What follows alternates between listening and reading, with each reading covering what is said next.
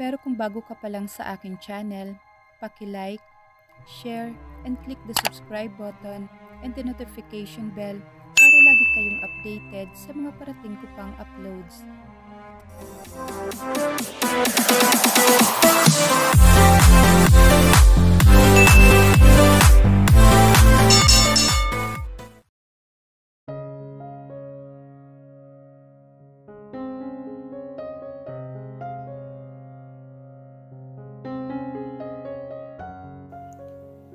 Pagsisisihan ko. Sambit ni Christian sa hangin habang nasa loob siya ng kanyang malawak na opisina at nakaupo sa swivel chair niya.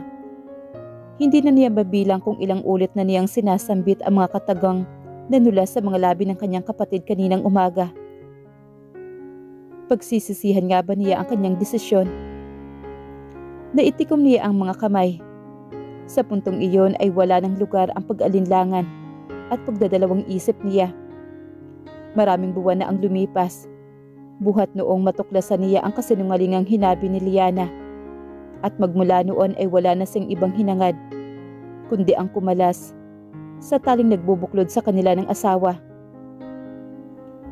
Ngunit kung kailan naman malapit na niyang maabot ang matagal na niyang inaasam, ay saka naman guguluhin ni Clark ang utak niya.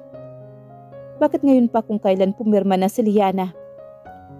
Kung hindi pa nga niya natuklasan ang ginawa nitong pagsuhol sa investigador, ay baka hindi pa nila ito napilit na pumayag sa annulment ng kasal. Pagsisisihan niya. Napatiimbagang naman siya. Hindi niya iyon pagsisisihan. Wika niya sa kanyang sarili. Matagal niyang pinag-isipan ang mga ginawa niyang hakbang. Kumatok ang sekretarya sa pinto ng opisina niya. "Come in." May matamis na ngiting nakapagkit sa mga labi nito. "Sir, niahanda ko na po ang document para sa presentation. Gusto niyo po bang dalhin ko dito?" Masiglang boses ni Luisa. Wala sa loob na hinayo niya ito ng tingin. Pero hindi pa rin siya interesado rito. Kahit kailan ay hindi siya naging interesado rito. Ang kabaitang ipinapakita niya rito ay hindi nangangahulugang gusto niya ito. Wala na siyang ibang hangad dito, ni hindi niya hinangad na madala ito sa kama niya. "Dalhin mo rito," payak niyang sabi rito. Tumalima naman agad ito. Pagbalik nito ay dala na nito ang mga documents. Maingat nitong inilapad ang mga iyon sa ibabaw ng mesa niya. "Thank you. You may leave now," aniya rito. Hindi na siya nag-abalang tapunan pa ng tingin ang sekretarya. At sa halip ay nagsimula na siyang paraanan ng tingin ang mga nakasulat sa dokumento. "Pero sir, baka kasi may gusto kayang itanong tungkol sa mga nakasulat sa dokumento. Nakahanda akong sagutin ang lahat ng itatanong mo." "Ipapatawag na lang kita kapag may gusto na akong itanong sa'yo. Sa ngayon maaari ka nang lumabas." Mahinahon pa rin ang tembre ng boses niya. Sir, bago ko pa makalimutan, may dala pala akong pagkain, baka gusto mo." Maingat niyang binitawan ang mga hawak na dokumento at direktang tumingin sa mukha ng sekretarya. "Luisa, wasn't I clear when I said I don't want you to bring me food anymore?" Maagap niyang putol sa sinasabi nito. "Pero sir, gusto ko lang linawin at diretsuhin ka. Mas gugustuhin kong kainin ang hinanda ng asawa ko kaysa sa inihanda mo." Namilog naman ang mga mata ng babae. Nakita niya ang paglaho ng kislap sa mga mata nito. Pero ayaw mo ngang kainin ang mga pagkaing dala ng asawa mo." "May dahilan ako kung bakit ginawa ko yon. Pero hindi ibig sabihin niyon ay mas pipiliin ko na ngang ang pagkain na gawa ng iba. At sinabihan na kita, Luisa, na hindi mo obligasyong ipagluto ako ng pagkain.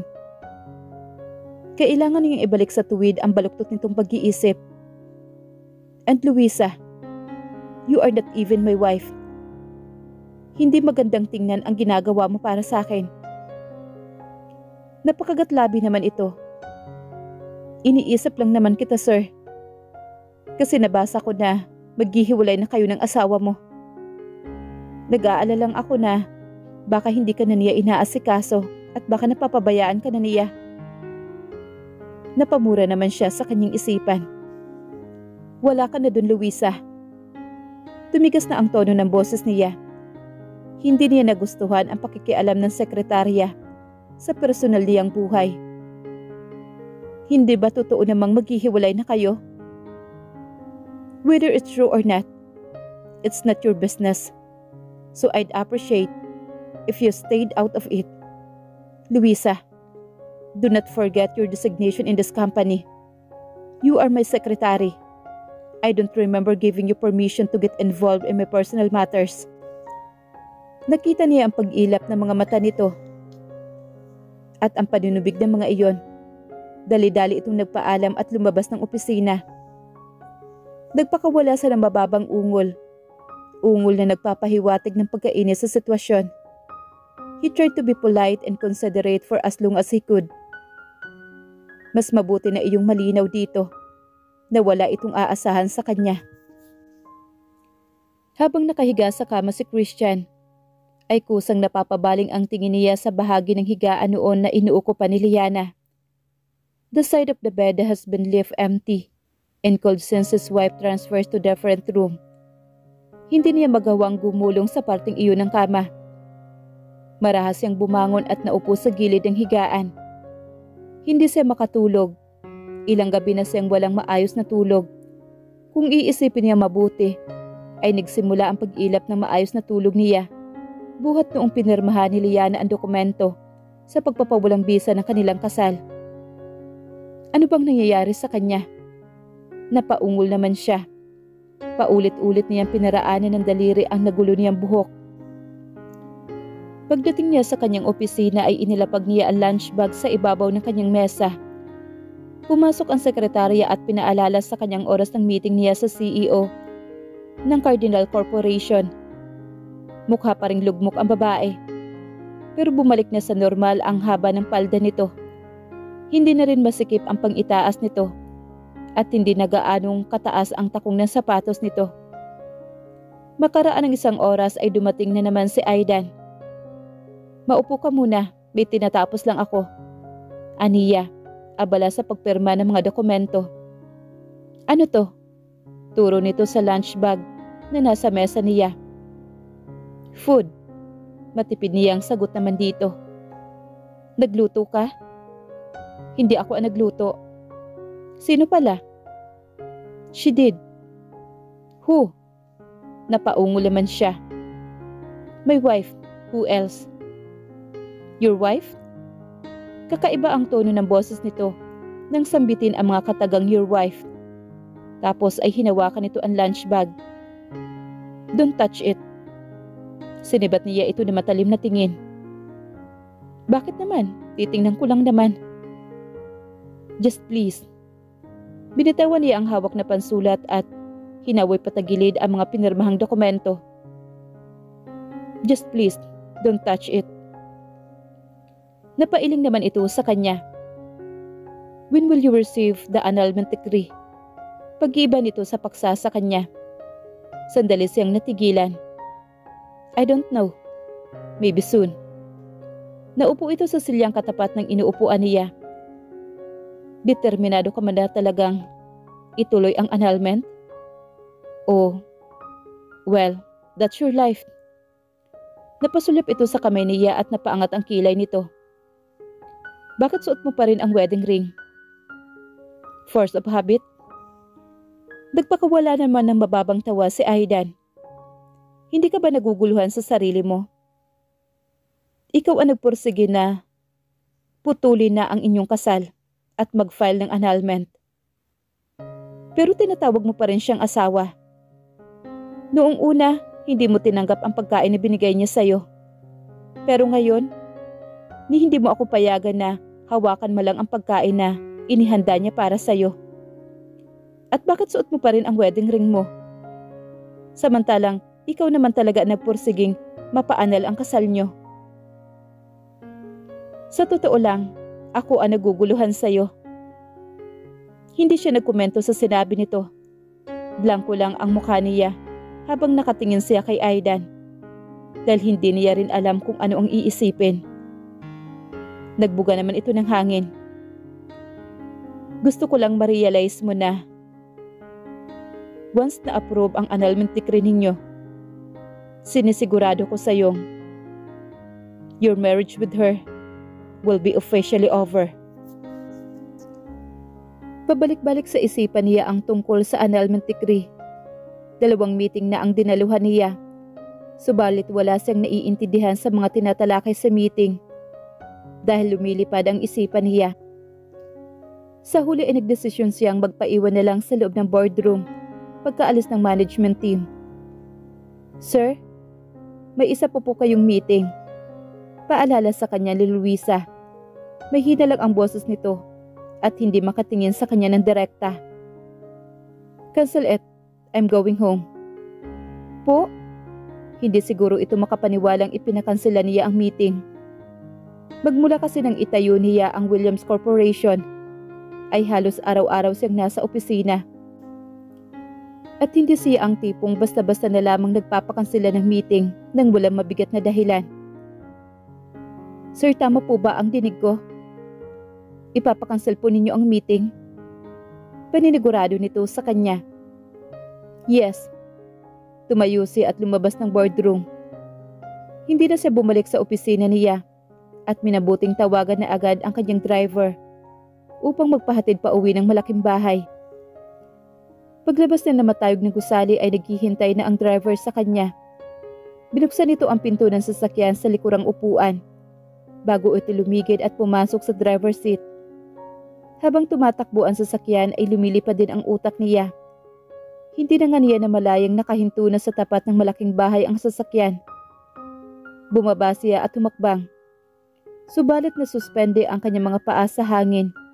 Nang sa gilid ng kanyang mga mata ay nahagip niya ang pamilyar na figura ng kanyang asawa. Nakaupo si Liana sa dikalayuan sa malambot na damuhan at nakatuon ang mga mata sa ibinabasa nitong libro.